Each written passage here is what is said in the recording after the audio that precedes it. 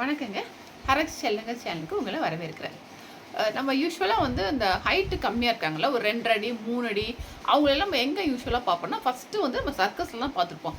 பஃபுனாக இருப்பாங்க, ரொம்ப குட்டி குட்டியாக ஹைட்டில் பார்த்துருப்போம். மெயினாக அங்கே தான் பார்த்துருப்போம்.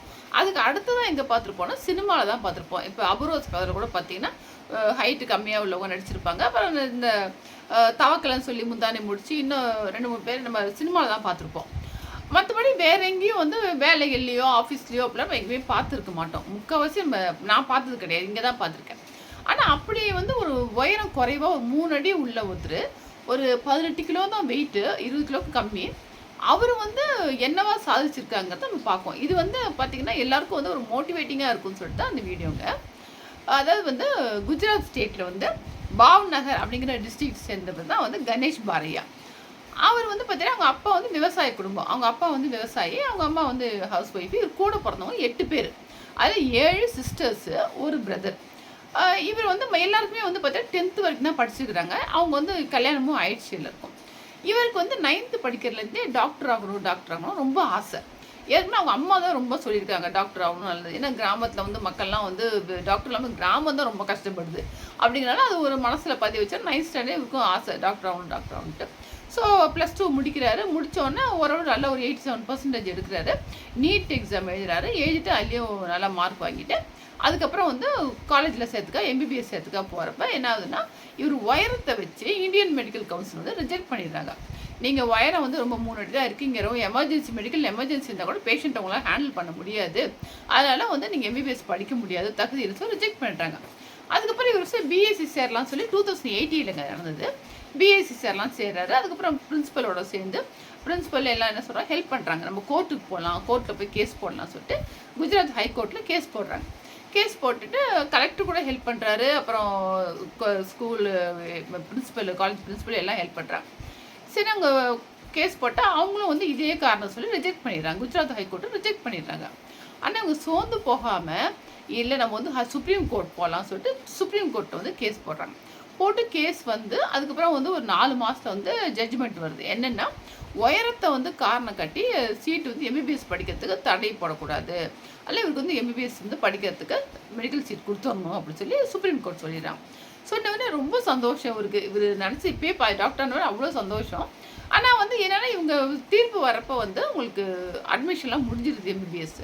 ஸோ அதனால் 2019 தான் வந்து ஜாயின் பண்ணுறேன். எங்கன்னா அதே வந்து பாவ்நகரில் இருக்கிற மெடிக்கல் காலேஜில் ஜாயின் பண்ணுறேன். ஜாயின் பண்ணி 2019 ஜாயின் பண்ணி ஒரு 5 வருஷத்தில் படிப்பை முடிச்சிடுறாரு. முடித்து 1 வருஷம் வந்து இன்டர்ன்ஷிப் பண்ணிட்டுருக்கிறார்.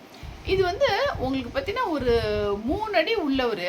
அவருக்கு வந்து ஒரு ஆசை, இது மாதிரி படிக்கணும், டாக்டர் ஆகணும் ஆசை வந்து நிறைவேற்றுறது. எனக்கு தெரிஞ்சு இவர் எத்தனை பேர் இருக்கான்னு தெரியாது. நான் பார்த்ததில் ஃபஸ்ட்டு இவர் தான். ஸோ எதுக்குமே நம்ம வந்து உயரம் வந்து எதுக்குமே தடை கிடையாது. இதில் வந்து மக்களுக்கு வந்து எந்த நம்ம வேலை செய்யணும்னு நினைக்கிறோமோ அதை வந்து நம்ம கண்டிப்பாக நம்மளால் செய்ய முடியும். இது வந்து உயரம் குள்ளமாக இருக்கிறனால நம்மளால் முடியாதுங்கிறத ஒரு மைண்டில் வந்து ஒரு தாட்டே வரக்கூடாது உங்களுக்கு. ஸோ இது வந்து ஊனம் கிடையாது. அதனால் இதில் வந்து கைகால் எல்லாமே நல்லா இருக்குது. ஸோ அவங்க என்ன படிக்கிறாங்களோ, என்ன வேலை செய்யணும்னு சொல்கிறாங்களோ அதுக்கு வந்து தடை இல்லாமல் செய்யலாம். இப்போ பாருங்களேன், இந்தியன் மெடிக்கல் கவுன்சில் வந்து கிடையாது, ரிஜெக்ட் பண்ணிட்டாங்க. கோர்ட்டுக்கு போய் குஜராத் ஹைகோர்ட்டும் ரிஜெக்ட் பண்ணிட்டாங்க. அப்படி இருந்தாலும் சோர்ந்து போகாமல் சுப்ரீம் கோர்ட் வரைக்கும் போயிட்டு அந்த மெடிக்கல் ஷீட்டை வாங்கி அழகாக படித்தும் முடிச்சிருக்கிறார். இவருக்கு என்னென்னா, இதுக்கு முடிச்சதுக்கப்புறம் வந்து மெடிசன் படிக்கணும், இல்லைனா வந்து பீடியாட்ரிக்ஸ் படிக்கணும், இல்லை சைக்கியாட்ரிக்ஸ் படிக்கணும் அப்படிங்கிற ரொம்ப மெடிசன் எம்டி படிக்கணும் அப்படிங்கிற மாதிரி அவருக்கு ஆசை. அதுக்கு தான் வந்து முடித்தோன்னே இன்டர்ன்ஷிப் முடிச்சதுக்கப்புறம் ஹவுஸ் சர்ஜரி முடிச்சதுக்கப்புறம் நான் வந்து அது படிக்க போகிறேன் அப்படின்னு சொல்லியிருக்கிறாரு.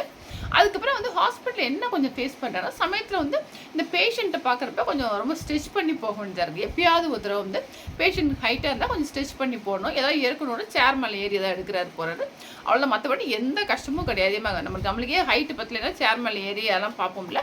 ஸோ ஸ்டூல் மேலே ஏறி இது ஒரு பெரிய விஷயமே கிடையாது. மற்றபடி வந்து இவர் பேசுகிறப்ப அவ்வளோ சாஃப்டாக சிரிச்சிட்டே இருக்கிறாரு. ஒரு குழந்த மாதிரி சாஃப்டாக இருக்குது வாய்ஸு அப்படின்றாங்க. இவர் பேஷண்ட்லாம் என்ன பண்ணுறாங்கன்னா, ஃபஸ்ட்டு இவர் பார்க்குறப்பே வந்து ரொம்ப கொஞ்சம் ஒரு மாதிரி ஒரு பயந்த மாதிரி, என்ன இப்படி இருக்கா டாக்டர் அவர் பாப்பாரா அப்படிங்கிற மாதிரி கொஞ்சம் பயம் இருந்தது. அதுக்கப்புறம் வந்து இது நேச்சுரல் தான், எல்லாருக்குமே பார்த்தோன்னே என்னடா அப்படின்னு தான் யோசிப்பாங்க. ஃபஸ்ட்டு ஏதோ ஹைட் கம்மியாக இருக்காது, ஒரு டாக்டரை எப்படி பார்ப்பாரோ என்னமோ சொல்லி நம்ம மேலே நம்பிக்கையே வராது. அது மாதிரி இருக்க தான் செய்யும். அது வந்து ரொம்ப ஷாக் ஆவாங்க. அதை நான் ஏற்றுக்கிறேன், கரெக்டு தான் சொல்லிட்டு போக போக வந்து நான் அவங்ககிட்ட வந்து பேசுகிறவையும் நான் நடந்துக்கிற வித்தியம் பார்த்து அவங்க வந்து நார்மலாகிடுறாங்க, அக்செப்ட் பண்ணிட்டாங்க. அக்செப்ட் பண்ணிட்டு எங்கிட்ட வந்து ரொம்ப ஃப்ரீயாகவும் ரொம்ப அன்பாகவும் நடந்துக்கிறாங்க.